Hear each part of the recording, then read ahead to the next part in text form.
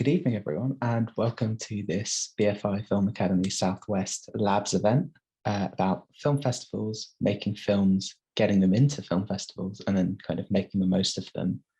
I'm really excited to hear what our amazing panelists and hosts have to talk about. They've got a huge range of experience between them, both as filmmakers and as programmers. So it'll be a really nice discussion, hopefully, about kind of the whole range of things that go on at film festivals, and in particular Encounters Film Festival, which is taking place from tomorrow at Bristol's Watershed. So if what you're hearing, if the films you're hearing about, the programs you're hearing about got you excited, make sure you come down and take part. And just before we get going, I wanted to say a little bit more about BFI Film Academy Southwest and what we do. So we run online events like this, as well as our in-person events, including film screenings, panel discussions, and more, as well as offering filmmakers commissions, opportunities, and things like that. So you can keep up with all of that by following us on our social media channels or heading over to our website.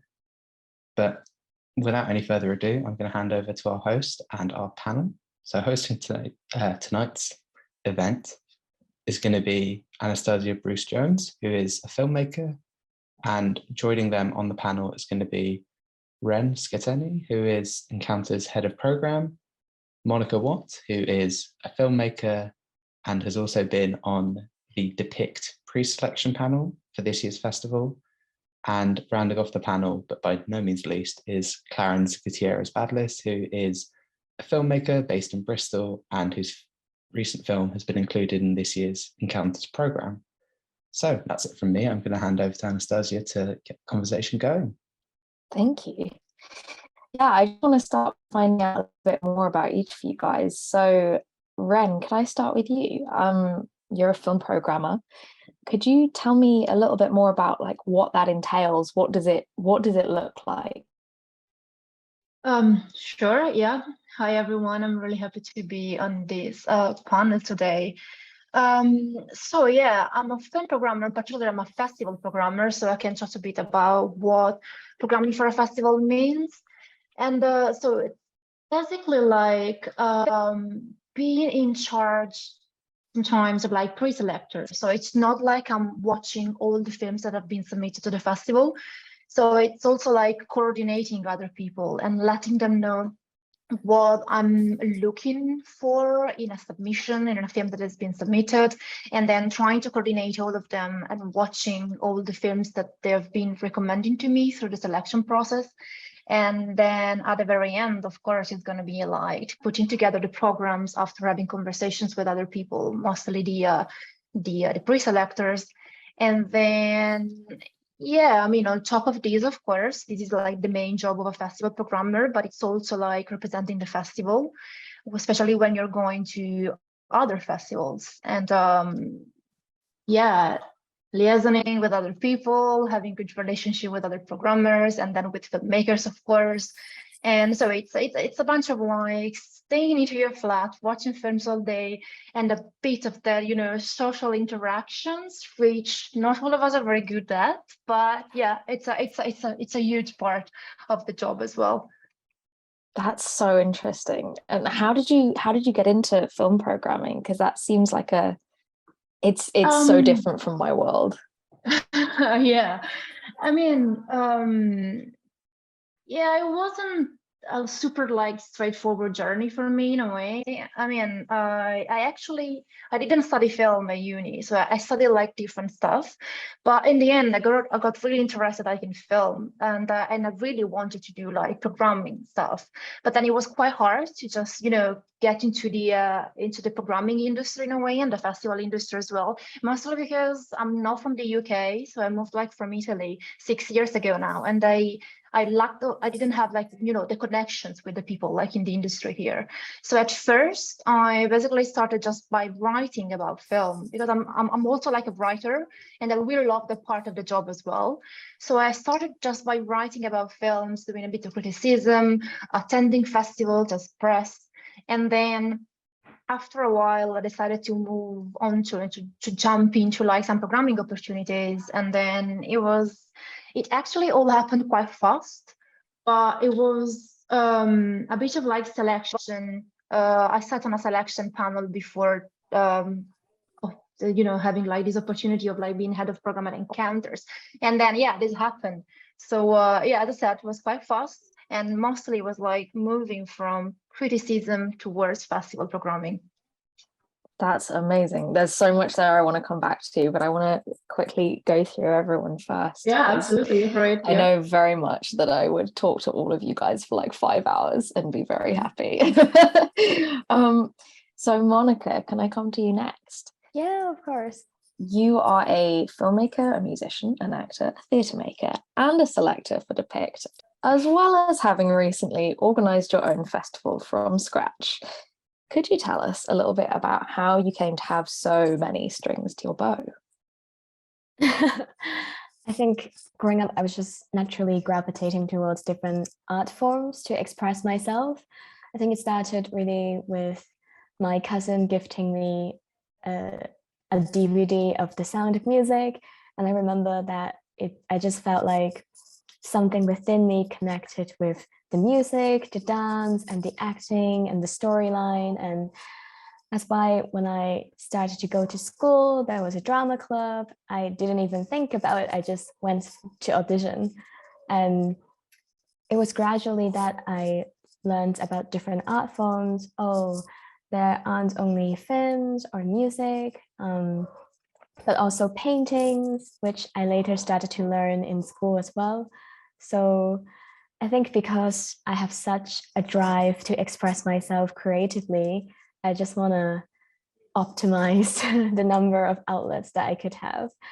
As for the arts festival, yeah, it's quite a recent thing. After arriving in Bristol last year, I really felt like I wanted to connect with more artists that have similar racial and cultural and social backgrounds as I do. Of course, in an ideal world, it wouldn't matter. Everyone would have the same opportunity, wonderful connection with each other. But I think I definitely had this desire to meet fellow like-minded artists.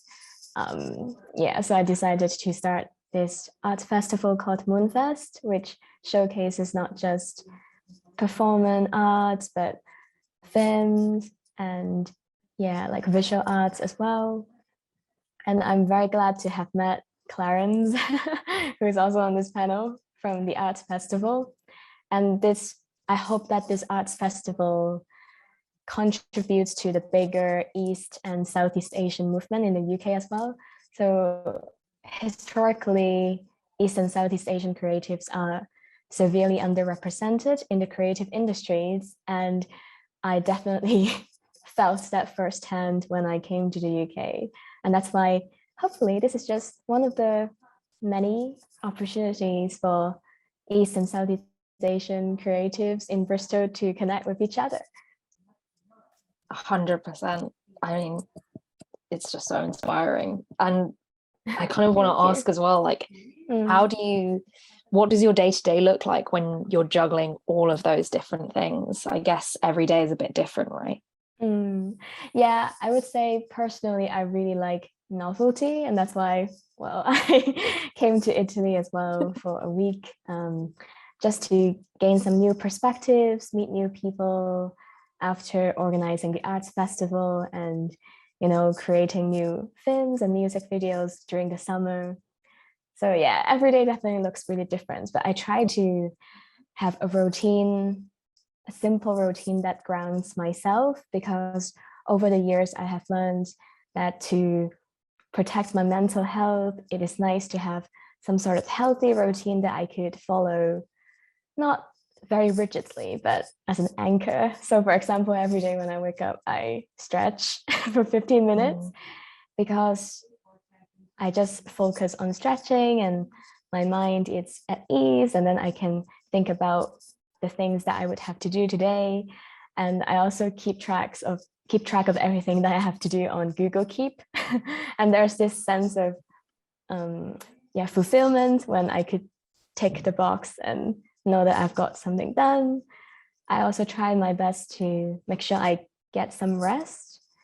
For example, I listen to music a lot. I create music and new stories a lot, and that's how I have this outlet for me to both express myself, but at the same time free the energy and the thoughts that are within my head. Yeah, the same goes for, just one last thing is journaling. I really like journaling as well. So I just have these few things that are like cornerstones in my life to anchor me. And then from there on, I get ready for new adventures every day. I love that. I need to learn from you so much. That all sounds very sensible. So Clarence, can I come on to you, please? Yeah, you can. So you're a filmmaker and your film has just been selected for the student program at Encounters. Massive congratulations. That's a massive achievement. So could you tell us a bit about the process of making My Name Is Yours and how you came to submit to Encounters? I mean, the process, when you say process, you mean like when the idea was blossomed, or like the actual practical process? Yeah, like where did the idea come from, and then Yeah. and then did you always have Encounters in mind as well? Yeah, I mean, the Encounters was always a festival that we wanted to submit to. It's one of the biggest festivals in England, in the world as well, and obviously being in Bristol, the Encounters Film Festival was like the first film festival like I've been to and watched, especially when I went to uni first time in Bristol. And I was like, yeah, I want my film to be here one day. And in terms of the idea, it just came from, it started from the idea that how much does your name weigh? And from there, that's where I found out that it's your identity, heritage, and the more people I talk to, the more I realize how much Anglicization is a big thing, and like it's a topic no one really talks about. And that's when I asked myself, like, has there really been there hasn't been a film that talks about this issue? And then that's where I kind of like, right, I'm gonna take this and run with it. And the more people I talk to, the more more common it really is. And then it begs the question, like, why is no one talking about it? So yeah, that's where it came from. It's a beautiful film as well. Like, did you find that as you were making it, the people that you were making it with were kind of having a similar experience to you with like realizing, or perhaps they all already knew that kind of process of Anglicization was really rife?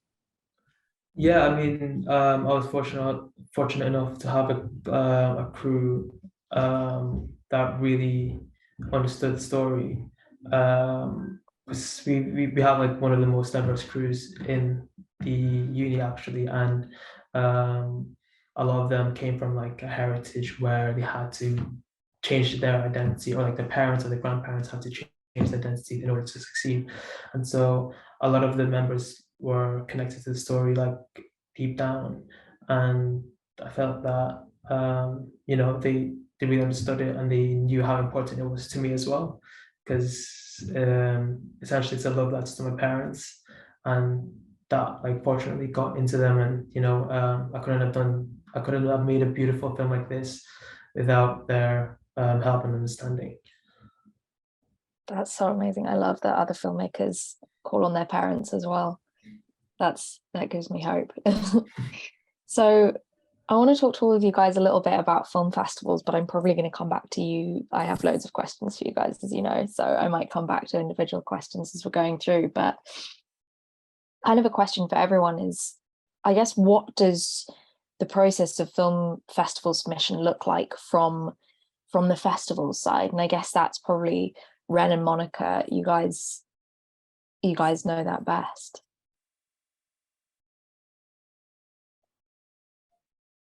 I think Ren definitely has more experience than I do, but in terms of, from the film festival side, right? So I can speak from my experience of being a pre-selector for Depict Shorts and my own experience of organizing the arts festival recently, which included short film screenings. I think a lot of the times it's just about whether the film fits the vision and the objective and the criteria and the vision that a certain film festival has.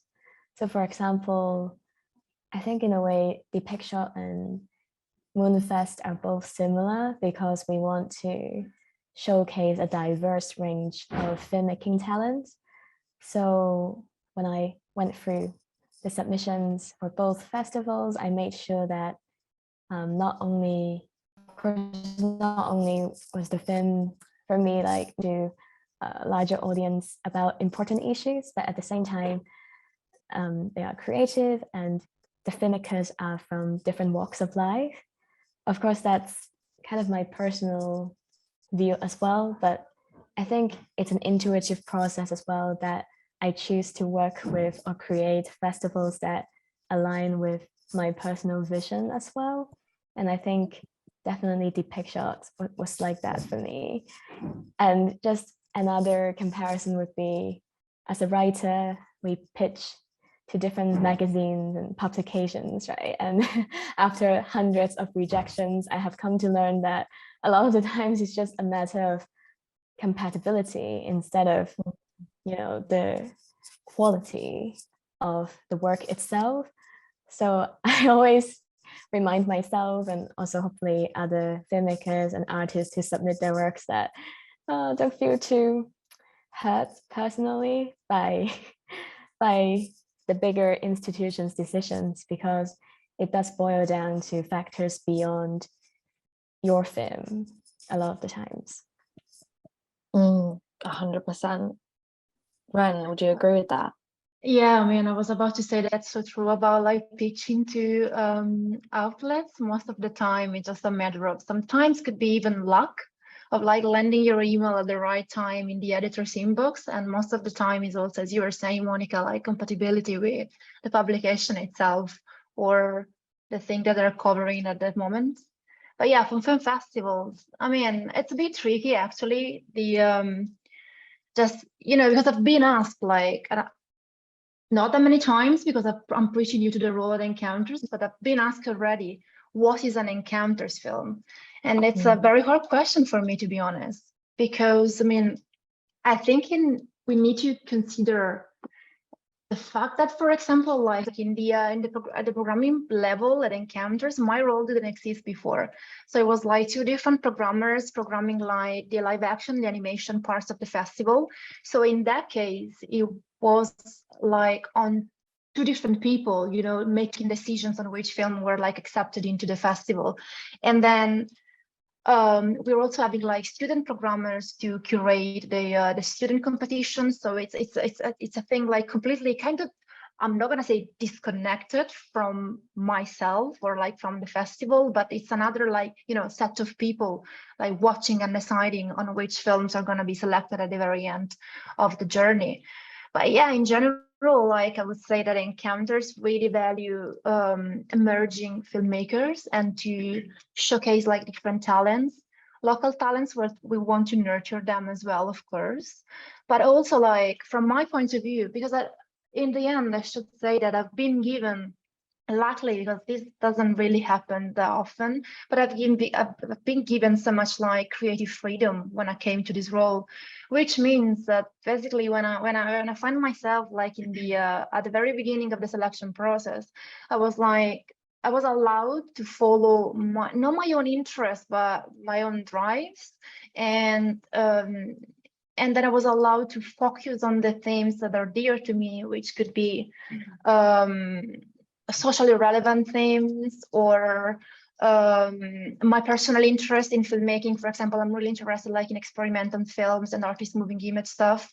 So I was trying to bring those two, I'm not gonna call them genre, but those two like filmmaking styles or creative approaches to the moving image into the festival, because historically those haven't been that much represented at the festival. So yeah, it's a bit of both actually. I mean, trying to stay true and close to what Encounters have represented so far as a festival and as an institution in the UK, and also trying to bring and inject a new life into the festival programming trying to, tune myself and tune the festival into maybe a bit more like political, making a bit more political stances as well, and trying to just, taps into those kind of things and like the social environment, and then trying to represent different voices, different backgrounds. It's pretty much the same as what Monica was saying about the PICT, because in the end it's the same family kind of, right? The PICT is part of Encounters, and then That's so interesting. So I guess as well there must be quite a lot of there might be quite a lot of times when, because you're straddling these two sections, the live action and the animation, and you're also handling like the student section and depict, like that's yeah, actually, I mean, the depict selection is completely separated from Encounter. So it's been done by the depict selection and also run by someone else, although it's still part of the Encounters program at the very end. And then, yeah, I didn't mention that, but the animation and the live action bits are not separated anymore. So now we're like living and thriving into the same programs. And it was mostly due to my personal understanding and my personal like preferences when it comes to film. The idea of like having different approaches to filmmaker, like in dialogue with each other into the same programs. So now we're not separated anymore, which means also that we can have an animated film and a live action film, like, talking to each other into the same program and responding to the same things, because in the end, like all the programs I've curated are thematically curated. So there's a theme going on, a leitmotif highlighting all the different films, and it could be more apparent, less apparent. I mean, sometimes you can realize something that speaks to me, but it's not that obvious for the audience, although, I mean, programmers try their best to, communicate their intentions to the audience. But yeah, in the end, it's like, yeah, as I said, basically having all these things communicating together and trying to bring like different projects and different things into the Encounters programming in the end. Oh, it's so interesting. I like as you guys are all talking, I'm getting like 20 more questions every time. It's just we'll be here till midnight. I think I want to ask Ren, you said that a lot of people ask you like, what is an Encounters film? And it sounds like that's, from what you said, that's not like a black and white answer, but are there kind of, on the other hand, things that when you're watching films, all of you guys actually, when you're watching especially short films, like kind of big immediate turn-offs, like the kind of tropes and cliches that a lot of, I know I've fallen into on multiple occasions? Well, I mean, it's a bit tricky because I haven't been watching so many shorts in the end. I mean, I know this sounds like weird to say, being like a head of program, like at a festival, but at the same time, to be completely honest and like open, I haven't been watching that many short films. So I don't think I'm at that point yet, where I can say, oh my God, this trope just turned me off. I can't really deal with it anymore. But maybe something I can say, I mean, something actually comes to mind, and it's like those kind of projects that come across and in the end are just like home movies. And you can feel like there's nothing in it. It's just like someone deciding to film something out of their holiday time, and there's no structure, no storytelling. And I mean, I'm a big fan of like non-linear storytelling, because I said before, I'm like big up for like experimental films, but at the same time, if you're just watching like, I don't know, your child dipping into a swimming pool, it's just that. I'm not really that much interested. It could be like a TikTok video. I mean, I don't know, do with that whatever you want, but maybe a festival is not the right place for your project. And that happened when I was like doing pre-selection, especially like, during COVID time, during lockdown. I guess there were like a lot of people trying to, I don't know, just jump into the filmmaking bandwagon. I'm not sure.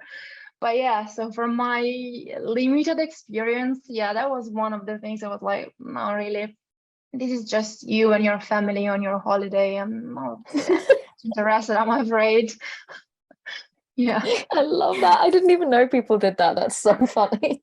Maybe it's not that common, but it happened to me. I watched like many of those things, and also like when I was having meetings with the other selectors, some of the other people were like, oh yes, I mean all these films or like family movies, and in their like programming notes they were writing another family movie, I don't care.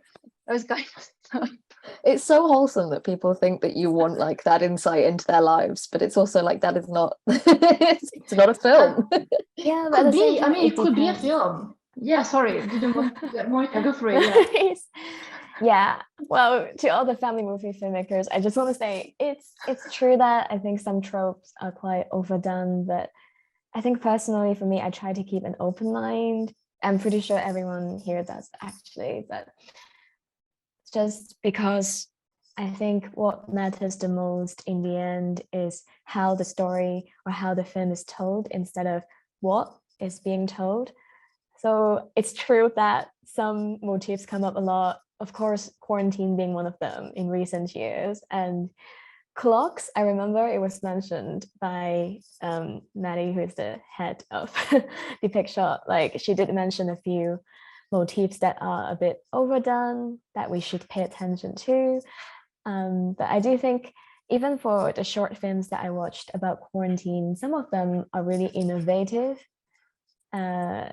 Even though it's also about wearing masks, using hand sanitizer, but I don't know if I can share this, but like, for example, framing it against a very special context, be it in ancient times or somewhere on the desert or like without dialogue, with dialogue, and maybe a hybrid of animation and live action. I think ultimately for me, I'm really fascinated by how the film, it's being conveyed to us instead of, oh, just because this is another quarantine or another clock themed film that we'll just toss it away immediately. Yeah, I think for me, I just learned so much from watching films, even those that might be a bit, overdone. But then I learned that, oh, it's overdone. So as a filmmaker myself, I know what to avoid and what else to talk about. So I think it's always, a great learning experience watching all kinds of short films. Yeah, I love also that there's an Italian church clock going off in the background as you're talking about clocks. Yeah. So perfect. It knows. It does know. So I guess on the flip side of that, like, are there, and this is going to be very personal for everyone, but I would love to ask whether there's particular things that excite you guys when you see short films, either when they're selected or for you, Clarence, when you're watching them. Like, are there particular things that kind of go like, oh, that really speaks to me?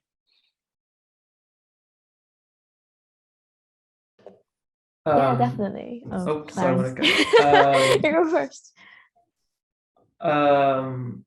Short films that like doesn't use dialogue often. I think with short films, a lot of people try to say a lot of things in a short amount of time, and when in reality, I think you should just, let's say, go with one message and go express it as many times as you can. Like films that try to move the audience with music, with actions, with cinematography more than dialogue. Because you mentioned about tropes that kind of annoy you, and a trope that I kind of always fall into is a lot like writing a lot of dialogue. The idea of speaking and not really saying anything. But yeah, like short films that have a little as little dialogue as possible, I think excite me. And it also means that it's worldwide. It can attract a worldwide audience. That's so true. I didn't even think about it from that angle. Yeah, that's really interesting when you mention, the worldwide quality of a film without dialogue. It's kind of like the Red Turtle, right? I think of that film, and we don't need to understand the language to appreciate it. And I do agree with, perhaps more broadly speaking, films that experiment more. It ties back to what Ren was mentioning as well about encounters. I really appreciate films that dare to break out of certain boxes that are traditionally considered as appealing to mass audiences or to film festivals. For me, I think an example would be The Fruit Market short film, which made it to the final list of the Pick Shots. I'm very proud. Of course, I'm aware of my personal, like, in a way, bias, because I'm from Hong Kong and the short film is about the fruit market in Hong Kong.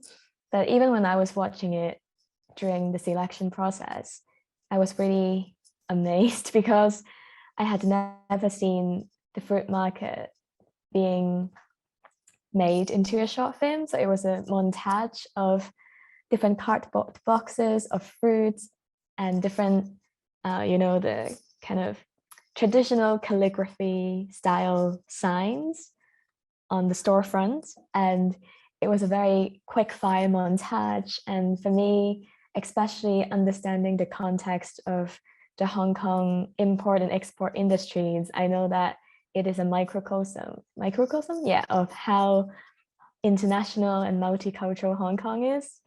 So for me, because of how fresh, wow, the pun, not the fruits, the fruits and the film, because of how fresh the context and the setting, as well as the way the montage is put together, that film really stood out to me.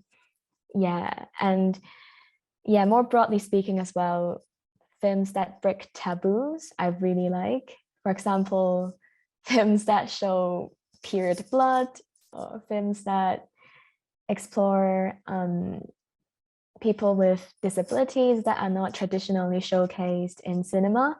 I really, really appreciate them, especially because I can learn from them as well. I think film is such a magical medium because I can never completely put myself into the shoes of another person, but through films, at least I could partially do that and try my best to empathize with other beings' experiences through film.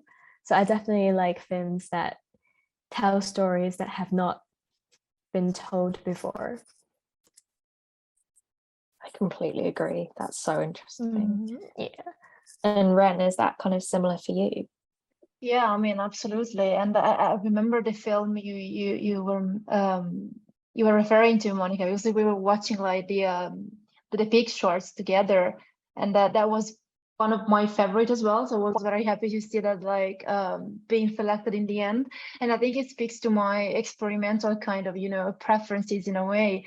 And I think what excites me the most when it comes to like short films is the inventiveness of the medium, the fact that with such a short amount of time, you can allow yourself to experiment with your cinematic language, and also with the techniques you're using, and with the genre as well. And especially like when I was mentioning before, the fact that I wanted to just, tear down the differences in the programming between like live action and animation is mostly because there were like so many short films. There are some feature films as well, of course, but there were a lot of short films, kind of blurring the boundaries between different genre, for example. And it could be like short films incorporating animated sequences into mostly live action film, and those films are basically like slipping through the categories or the labels that we want to put on things. So I'm really interested in those like kind of hybrid things and very slippery kind of works that we can't really put into boxes. So that's why I was like, okay, we need to just remove these differences. Why do we care about live action or animation? Yes, of course, for the sake of like awards and then other stuff, but then when it comes to programming, let's put them together. Let's show one against the other or next to the other. And also I think some other thing that really amazed me when it comes to like short films, but this might be a bit more because I'm working as a programmer myself, but it's like the versatility of short films, as in like you can sometimes see them like each of them as a specific piece of a puzzle, and then you can use each one of them to create like bigger stories and bigger narratives when they come together into programs. So I guess it's like this is just a curatorial approach probably, and my way of like seeing things fitting into, you know, bigger narratives, and like, yeah, but at the same time they're really versatile. And you can do the same of course with like feature films, but I know the magic of sitting like, you know, in a cinema screen and being able to jump from one story to the other, or from one experimental film to another, is like something, to me, I mean, I think it's great, and you can experience so many different things in the span of like an hour and a half or even an hour. Yeah. That's amazing. It reminds me of that thing that Martin Scorsese says about like the fact that you put one image next to the other image in an edit and they create like a third kind of phantom image. Like what you're doing is like a broader version of that. Like you're putting one film next to another film, and it doesn't matter if it's live action or animation, but together they say something new. That's so fascinating. I'd never even thought about it. That's the idea behind it. Whether you succeeded or not, that's another thing. But we try. Do you have like those, because one thing I've always wondered about festivals is like, do you have the kind of categories you're looking for in mind ahead of time, or are they kind of emerging in your head as you're going through the films? Or is it something that you like, you select everything first and then you go, okay, like these are the categories that might work here? With categories, you mean like more the themes? Yeah, like when you put them okay. into like screening groups. Well, I mean, not this time, but it might have been because it was my first time like approaching the programs as in this capacity. But I think I had some ideas of like themes I wanted to explore, but they were really vague. And sometimes it could be that I watched something, maybe because I know the filmmaker who has submitted the film, or maybe because a distributor approached me. And then, so it can happen and I'm watching a film and I suddenly realize this is strong. So that film in my head becomes like a kind of a centerpiece for a program, or the catalyst for a specific program. And then thanks to that specific film, I think I can build everything around that. But obviously this doesn't happen often. It could be like once in a while. And everything else, I mean, in the end, I think it was more like putting together a kind of a long list of the films that were like stronger to me. Of course, like drawing from the pool of the films that the submissions viewer like put through to me, on top of something else that I was already pointed towards, because as I said before, distributors may be approaching me, or filmmakers I knew like beforehand. And then from that long list, I then went through and have a look of the films that to me were like impossible to ignore, and that I knew I wanted to put into the programs, and then trying to fit them into like thematic and curated programs that could like appeal, well, to me in the first place, but also of course I should say to audiences, because in the end we really want to, you know, communicate things to the audience, and wanting them to come to the cinema and explore different stories, and being like, you know, not shown, but then yeah, being able to just, you know, experience different stories, and then just, you know, yeah, is pretty much it's a different balance between like, you know, trying to communicate something, and then having to think, and also like responding to your own like creative ideas and curatorial ethos, and at the same time thinking of the audience, because you might want to create. And actually in the end I did create an experimental program, and I'm here like fingers crossed for like an audience to show up at the screen. So I'm actually, I'm saying this, it's called like Chemical Encounters. So please, if you're listening to this and you're interested in experimental films, just go and watch that program. I mean, that's one of my favorite shorts in it. So yeah. I'll be there, definitely. Great, thank you. I'll be there to see if you're there. Yeah, I fully will be. Like, I'm kidding, of course. Okay. So I guess I want to talk a little bit as well about the, about the kind of process of submitting. So Clarence, can I start with you and like ask, how did you find the process of submitting? Did you submit via Film Freeway? And if so, like what were the other materials? Did you include like an EPK, a cover letter, that kind of thing? Yeah, we submitted through Film Freeway, and before that we went through like a list of festivals that we were interested in, and we kind of split into the primary festivals that we want to submit to, and secondary if we have the budget, because they're not, film festivals are pretty expensive. And the primary ones we wanted to submit to industry facing ones, where when we do attend, there's opportunities for us to network and expand our contacts. And also we chose cities where we want to like gain recognition from. And in terms of submitting, you're probably the best asking the producer Neil, but to the best of my knowledge, we have to submit to the guidelines, like most short film festival, like 10 minutes. And what else did we submit? And maybe we had to submit like 100 word synopsis, 250, 500 word synopsis, and all that, and send it off, paper, and hope for the best. Yeah, it's interesting though that you like selected what film festivals you wanted to submit to based on like what you wanted to get out of them, as much as like which were the most like well known or whatever. Is that how you would always approach like film festival submissions, in terms of like that's your kind of plan of action? I mean, yeah, because I think it's obviously if you feel confident enough with your film, of course you go ahead and submit it to like the best film festivals in the world, like Cannes or whatever. But you've got to kind of ground yourself and think, because at the end of the day, you are spending money for it and you want to get it seen as much as possible. So there's no point spending it on like a huge festival. And there was actually 2 film festivals that was like the big ones for us was Aesthetic and Encounters. And fortunately we actually got into Encounters, or else I would have been really annoyed. But it's also, you got to be you have to be grounded and really think if your film is good enough. I think that's one of the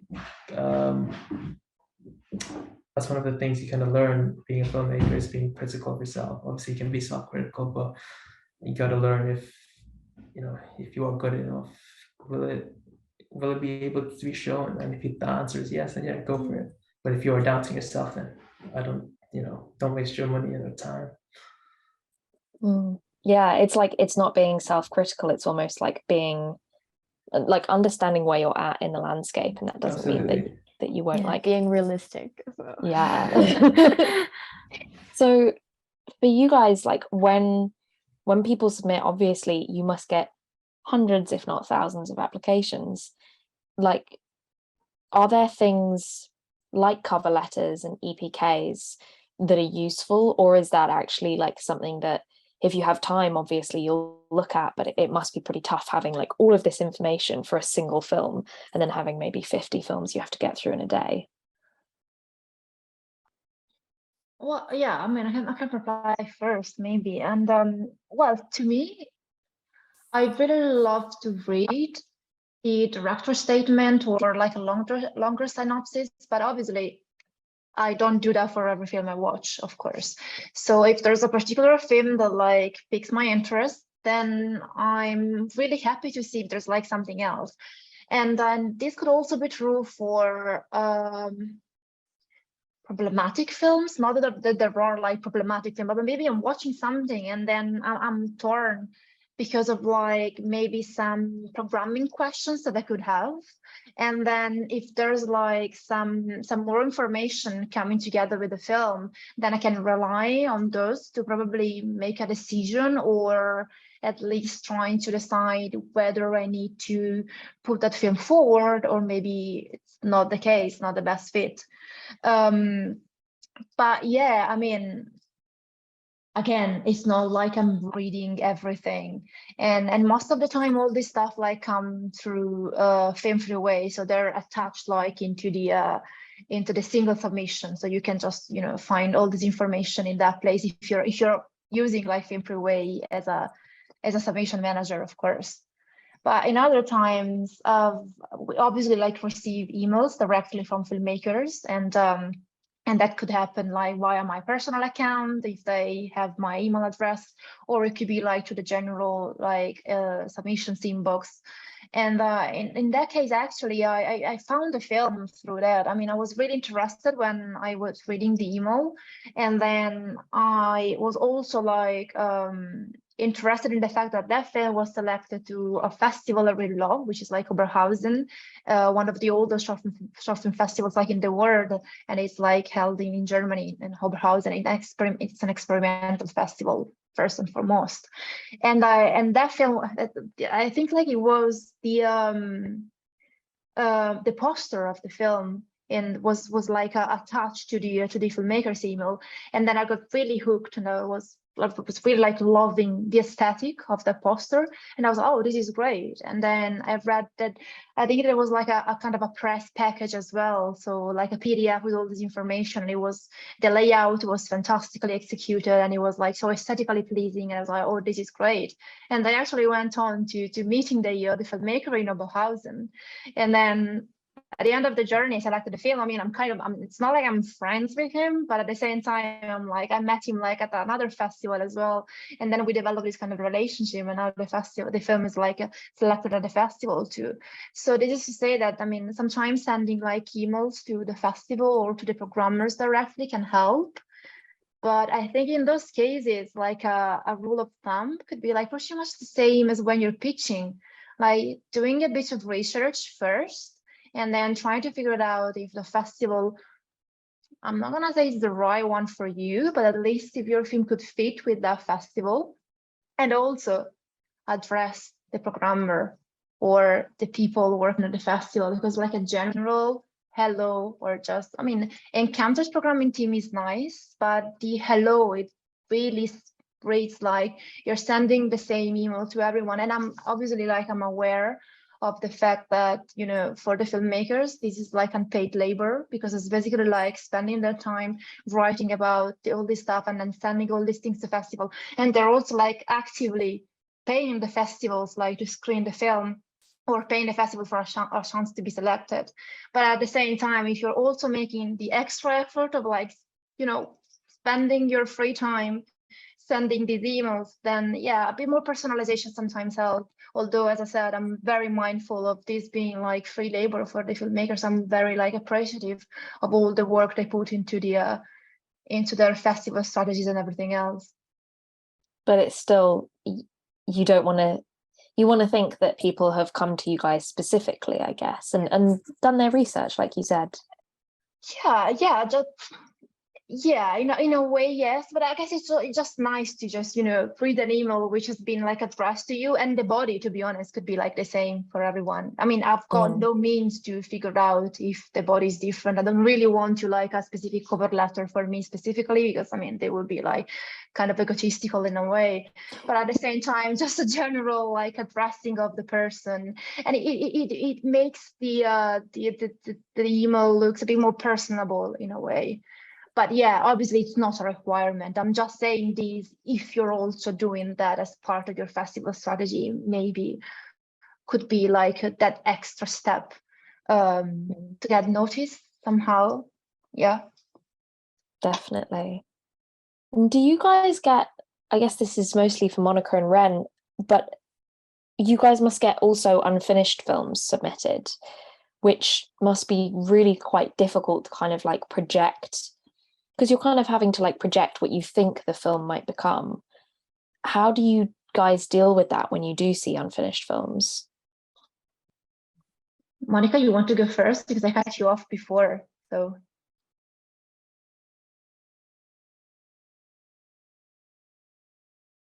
Just frozen.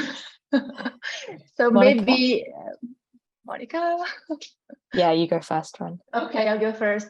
So yes, this is a tricky question because I mean, I said that before, having like a pre-selection panel, it means that like these films sometimes don't go right to you, because if it's like a heavily unfinished work or like a work in progress, then in the end, I mean, probably the pre-selector won't really put that film forward to me. But at the same time, it depends on the degree of like work in progress that we're dealing with. Because for example, if it's like the color correction or the sound isn't finished, but then most of the time this is like stated in sometimes in the film itself. At the beginning, there's like kind of a slide with like, oh, sound isn't finished, the color correction or the special effect or needs to be like refined, or sometimes it's written like directly in the statement. If that's the case and it's, let's call it minor stuff, then of course we can still consider the film, because I mean, if it, let's say 75-85% of the film should be there, and who cares if the sound isn't finished or the visual effects are not like 100% there. If there's something which is like really interesting there, then we can be like, we can probably in some cases reach out to the filmmaker, like while before making the decision, and ask the filmmaker, do you have like a finished version or probably like an updated version of the film submitted to us? Because it depends on when the film was submitted. Could have been like at the very beginning of the opening of the open window for the submission. So but yeah, as a general rule of thumb, that's gonna be it. I mean, we consider those, and with some limitations, of course. Yeah. Yeah. I just want to ask a kind of quick follow-up to that, because I imagine that if a filmmaker submitted an unfinished draft to you guys and then didn't get selected, they might be tempted to resubmit next year, even though your guidelines are pretty specific about like, don't do that. And what would you say to those filmmakers? Well, I mean, this hasn't happened to me so far, because as I said, I mean, being the first festival I'm doing, so let's see what happens straight after the festival. But I guess in the end, it would be, I mean, like a question of fairness towards the other people, because I mean, there are other filmmakers who have struggled to submit their finished film to the festival, then in the end it wasn't selected. So I would be inclined to say, well, you know, I mean, you made a decision, and you could have waited for next year, because I mean, we don't have like these strict rules of like, we need your film to be produced. Of course, we're like aiming to have a film produced and finished like the previous or the current years in which the festival happens. But at the same time, I mean, you can delay that. We're not interested in premieres. At Encounters, we really don't care that much about premieres. So you can really wait until like next year to submit your film. So yeah, I guess it would be a matter of fairness to all the other filmmakers who put the effort and who spend their money and submitted the film. I mean, to just, you know, stick to the general rules we gave like the filmmakers like from the get-go. Yeah, I think that makes total sense.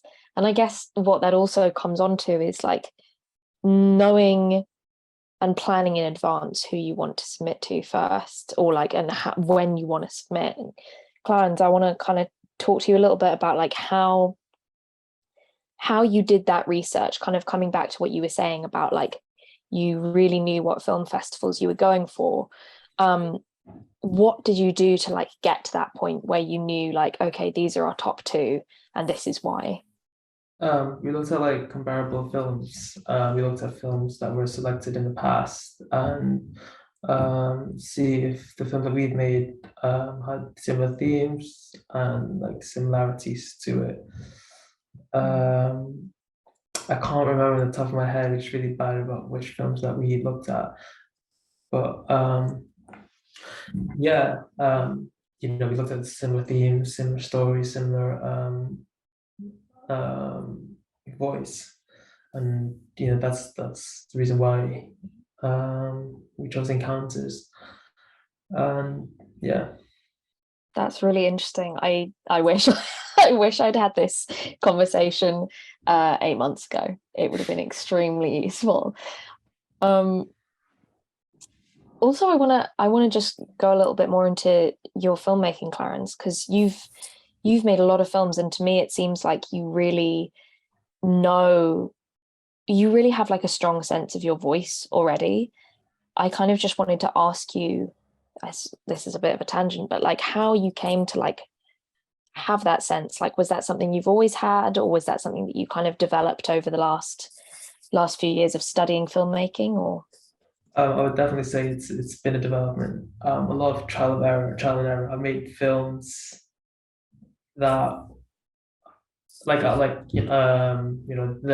a special place in my heart, and but I've made films that I was not passionate about, purely because they weren't what I wanted to say. With My Name Is Yours, it's a project that I felt like I gave my 100% all, just purely because it's saying something, it's speaking about a social cause that I'm passionate about, and it's really more my style and the kind of films that I want to be making. And not everyone finds their voice right away, but I feel like what's important is trial and error, and then you eventually find it. Yeah. that's so like it's so beautiful to hear, and yeah, I'm learning from you guys so much. I want to ask you guys a little bit about the like post acceptance process. Like I got into my first festival this year, and I realized, like, thank you. I realized that that's not the end. Like, there's this huge thing, like the festival sends you a thing being like, okay, this is what you need, and here are your deadlines. And I was like, oh man, that's a lot. Like, and I guess I wanted to ask you guys about like how once you've selected the films that you want to screen, how much are you happy to be like in contact with those filmmakers? Because I think what I was worried about was kind of coming back to this festival and being like, I'm really sorry, I'm really stressed, can you give me a couple of days? I was sort of scared that they would go, no, you're out. Ren, maybe could you start with that? Yeah, I mean, I'm not really. I mean, I'm laughing because this was something that happened like in the office. I mean, just a few weeks ago, because we're like in full festival delivery still, and but so I wasn't really, I mean, personally involved like in the production of the festival. So of course I was like in the same office. I was hearing like other people, but then I guess that, I mean, sometimes there are deadlines. Most of all, these deadlines are linked to, train traffic, because we need to have like the materials ready, because without those, the festival can't happen. So most of the time is like sending the film file or the DCP, or even, it could be whatever. It could also be like as easy as, can you please send me like the like a revised synopsis, or like a couple of like marketing assets, could be just that. So it depends on what you mean with like keeping the conversations like ongoing with the filmmakers, because if that means it is like the essential conversation for the film to just go from being accepted into actually screening at a festival, then everything needs to happen. And it would be great if a filmmaker is responsive, but sometimes they're not, and that's fine. I mean, it all needs to happen into like certain deadlines, but most of the time those deadlines are a bit softish, and we can like work around them. But yeah, this is what happens like after the all the decisions at the programming level are made. Yeah. And it's good to know as well that there is that kind of like, that you want those people, so you're going to chat to them, and like, yeah, that makes total sense. Get out of here.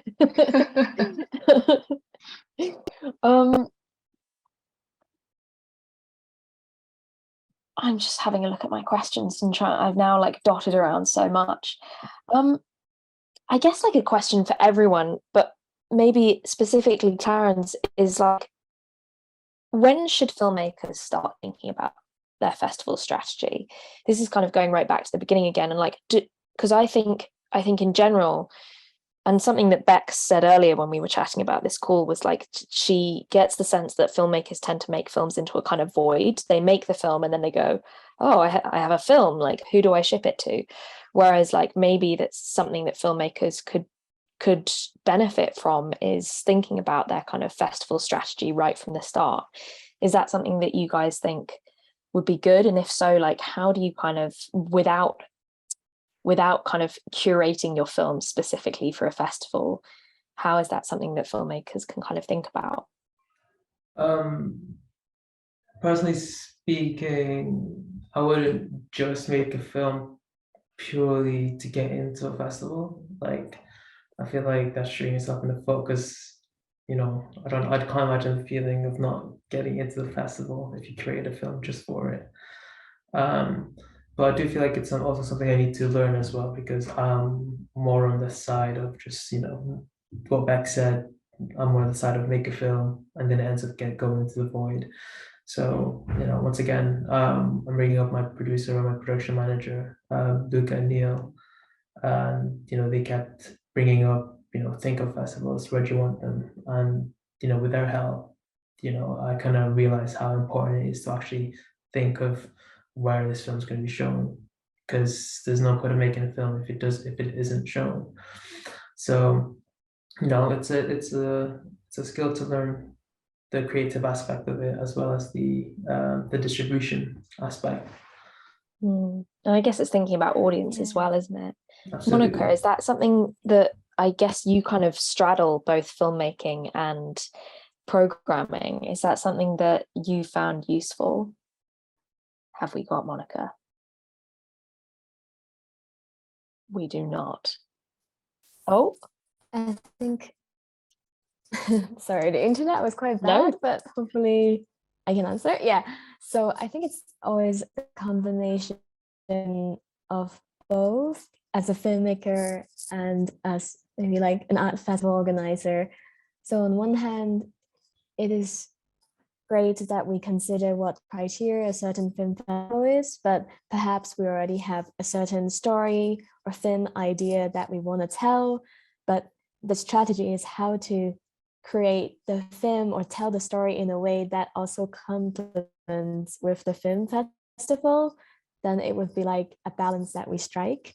So for example, I definitely have done that before for writing and both for filmmaking.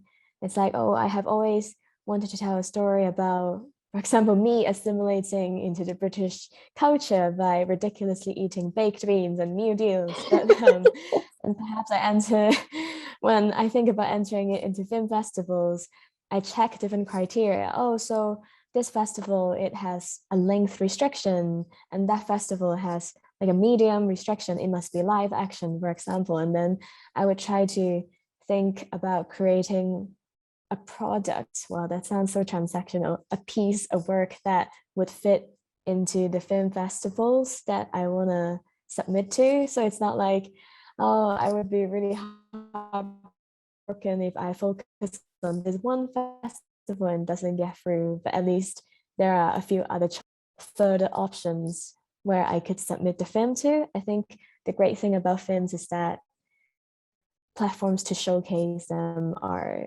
endless. I love that. Yeah, it's so true. And Ren, is that kind of what the advice you would give as well? Yeah, I also wanted to like echo what Clarence was saying about not trying to please the festivals when you're working on the film, because I think like at the end of the day, you know, like the identity of a filmmaker and the specificity of that filmmaker's like artistic vision is quite important, because when you're watching a film, you can you can hear the voice of the filmmaker, and or at least you really want to hear that voice and to trying to like, you know, to have the feelings of the filmmaker, the intentions like seeping through the film itself. So if you're like approaching like filmmaking as some sort of like mass production of like, okay, I want to make this film and I want this film to be like palatable to that specific festival, regardless of what the festival might be. It could be Cannes, it could be like the a smaller festival as well. But yeah, I don't know, at the end it might be that you would probably fail to convey the specificness of like your film. And I just, yeah, I would suggest not to compromise your artistic vision for the sakes of like being accepted, because I think like honesty in a way could be like much more rewarding than approaching like the festival strategy as in like a business strategy or a business plan. So, but that's my personal view, of course. But yeah, I think it kind of echoes what has been told before. And I think it's a completely beautiful note to end on as well, to hear you as like head programmer say like, don't compromise for us. It's just amazing. I want to really quickly just run through each of you guys and ask like, what's next? What are you excited about doing next before we finish up? So Clarence, perhaps if we start with you.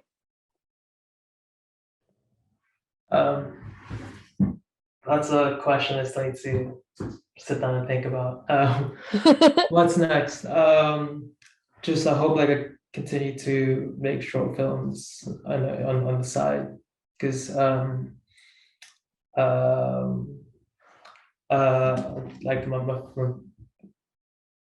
mentor who I met through the BFI program and Paul Holbrook, he advised me to just keep making films. You know, that's like the only, like, that's if I really want it, you know, make film a hobby and keep making films on weekends and when I can.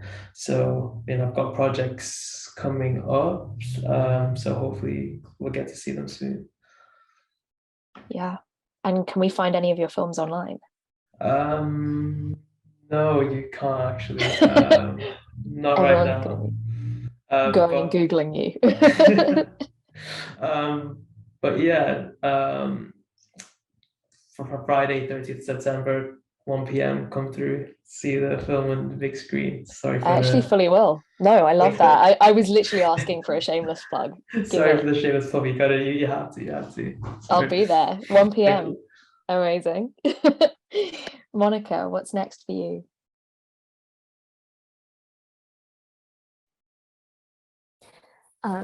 Well, of course, I hope the internet connection can remain stable. That's the immediate next hope.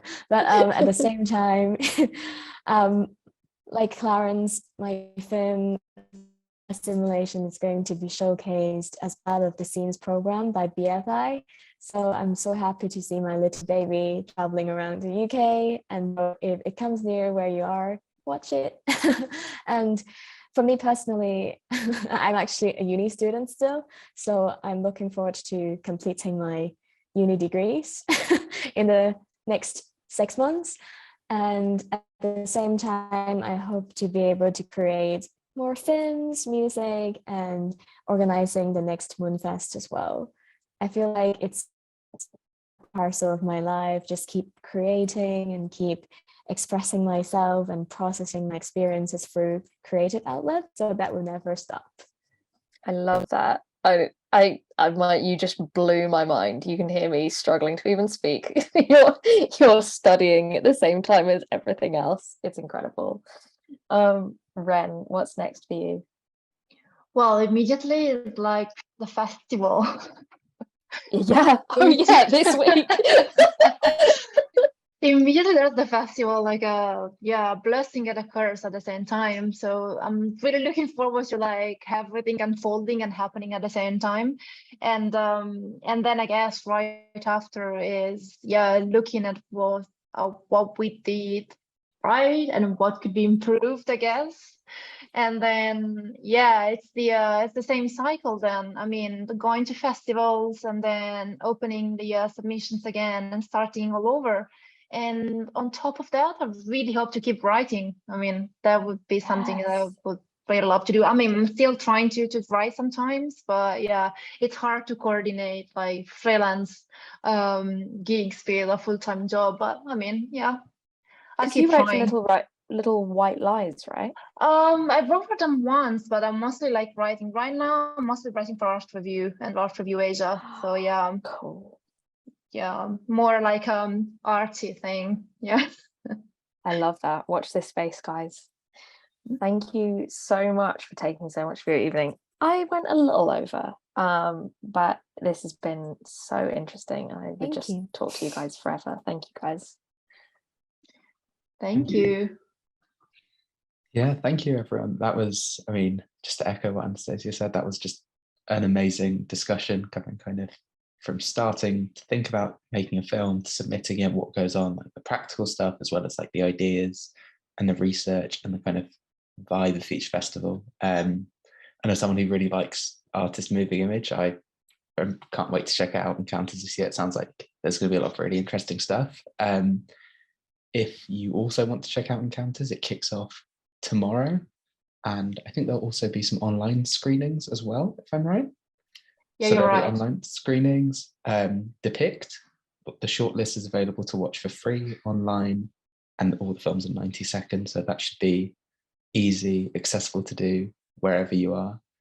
And there is also our first BFI scene screening, which will be taking place on Friday at 1:30 p.m. in a different film festival, Wellington Film Festival in Somerset, where Monica's short will be screening alongside 13 other short films. So a lot to get involved with and check out this week if you're a fan of film festivals, and hopefully everyone on the panel has convinced you that you should be. So yeah, all that's left to say from me is another massive thank you to Ren, Monica, Clarence, and Anastasia for this amazing conversation, and see you all soon at the festival. Thanks, everyone.